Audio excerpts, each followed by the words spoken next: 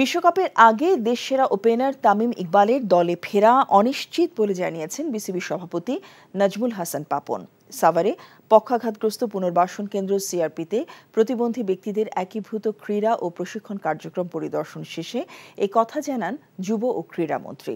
পক্ষাঘাতগ্রস্তদের পুনর্বাসন কেন্দ্রে প্রতিবন্ধী ব্যক্তিদের বিভিন্ন খেলা উপভোগ করেন নাজমুল হাসান পাপন। এ সময় অন্যান্যের মধ্যে উপস্থিত ছিলেন পক্ষাঘাতগ্রস্তদের পুনর্বাসন কেন্দ্রের সিআরপির প্রতিষ্ঠাতা ডক্টর ভ্যালেরি এ টেইলর ও প্রধান নির্বাহী কর্মকর্তা ডক্টর মোহাম্মদ সোহরাব হোসেন। প্রতিবন্ধী ব্যক্তিদের উন্নত মানের প্রশিক্ষণের ব্যবস্থা করলে তারাও ক্রীড়া ক্ষেত্রে বড় অবদান রাখতে পারবেন বলে জানান যুব ও ক্রীড়ামন্ত্রী। আইপিএলে মোস্তাফিজের ছাড়পত্রের মেয়াদ না বাড়ানোর প্রসঙ্গে মন্ত্রী বলেন, দেশের স্বার্থেই তাকে দ্রুত ফিরতে হবে।